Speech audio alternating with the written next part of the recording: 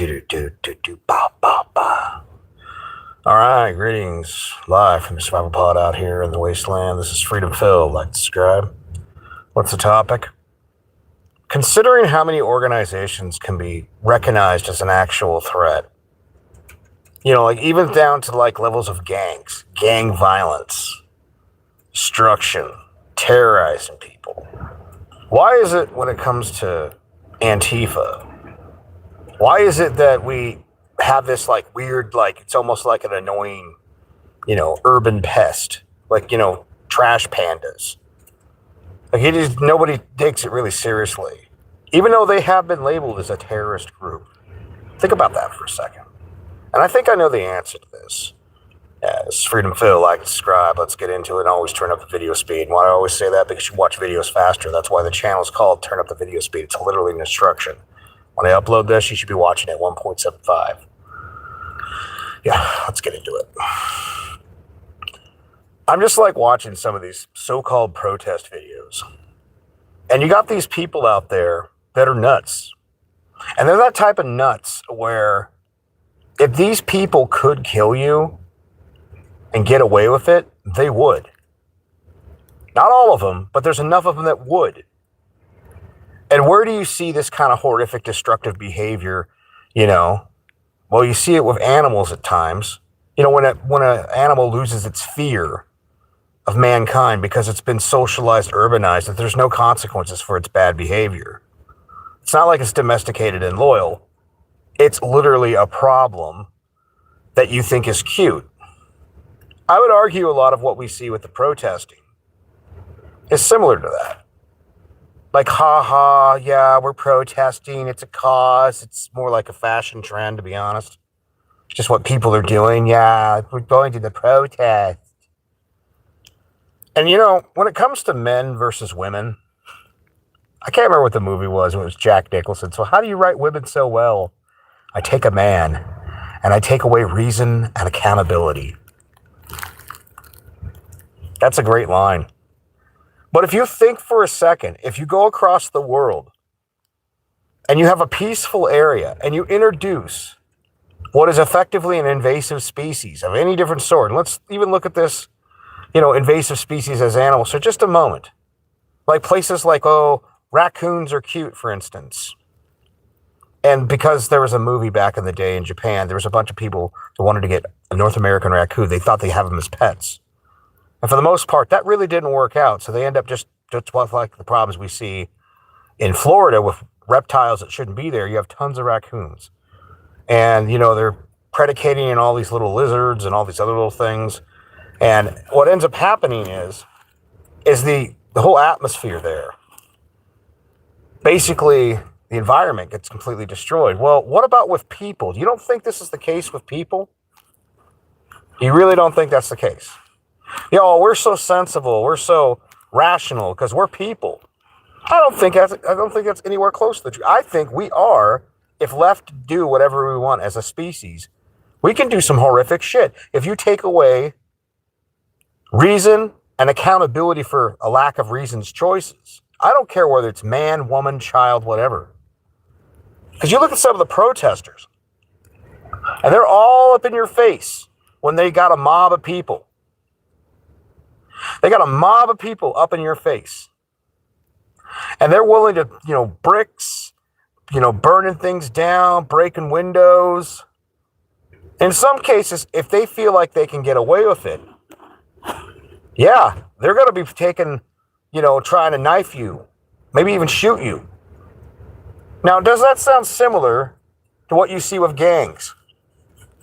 When the people around the local area, of the local community, have become so afraid of the menace that lives around them that the no snitching rule becomes, it's not snitches get stitches, snitches get bullets. So you see this behavior in humans, even in America, but you see it all over the world. Look at what's going on in like Europe, for instance.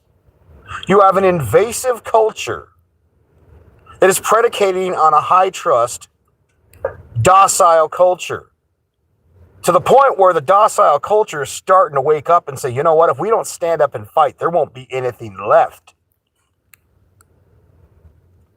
It's like, I see this shit all the fucking time. I see this, and people have the nerve to act like, oh, well, no, people are rational. No. People can be rational. But you know what forces rationality? Consequences. That's right, consequences. You take away all accountability for someone's decisions. No offense to ladies, but think about it. How many of these, the vanguard of a lot of these American protests, are a bunch of suburban women, particularly white women?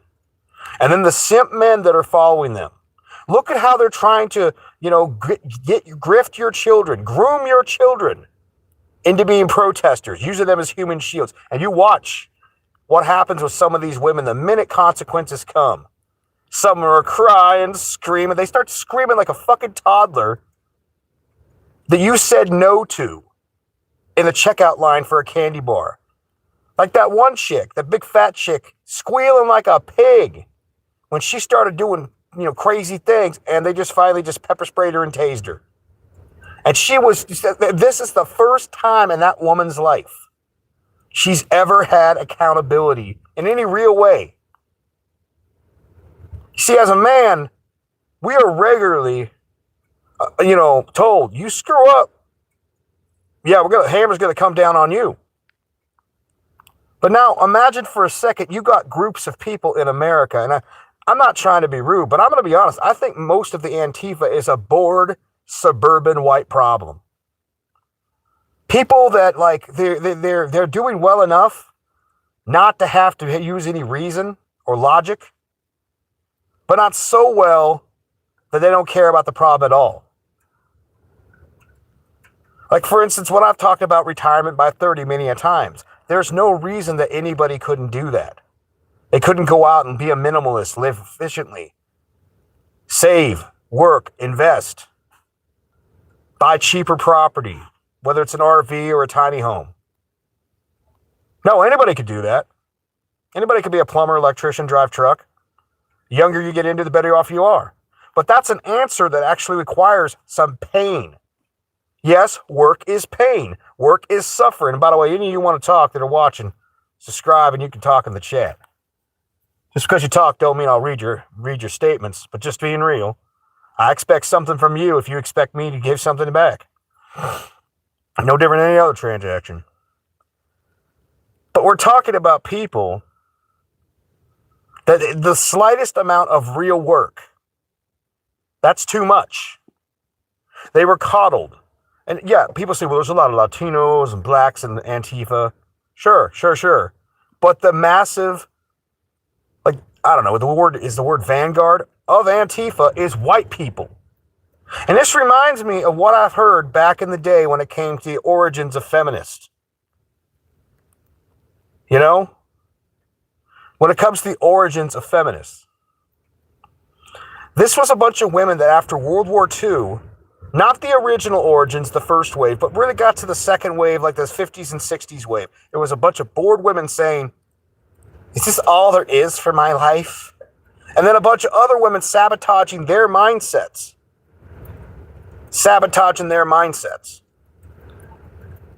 And the reason for that is that it's not good enough if you do something, but if you can get the whole group, the whole crowd, if not the whole crowd, but enough of people for whatever your group's saying to mean something. Now, these women weren't held accountable whatsoever for whatever they did. For them, this was just fun. And I see a similar connection to all these white people in Antifa. Like all these people that were for Black Lives Matter when that was fashionable. Me Too when that was fashionable. Hands up, don't shoot. How many of them were just white people running around protesting because they had nothing going on in their lives? They were comfortable enough not to be starving. Starvation causes little pain. Pain causes motivation to go out and be something better, do something better.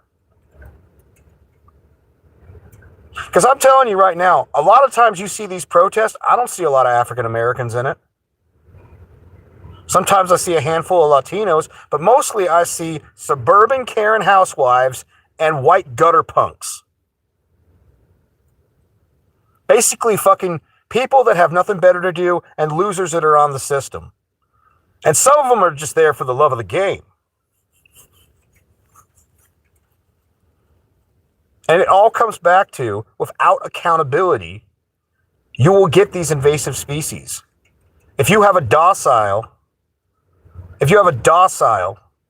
society, rule of law, basic common decency and respect. Like, you go to some of these other countries and you realize these are places where there isn't trash on the streets.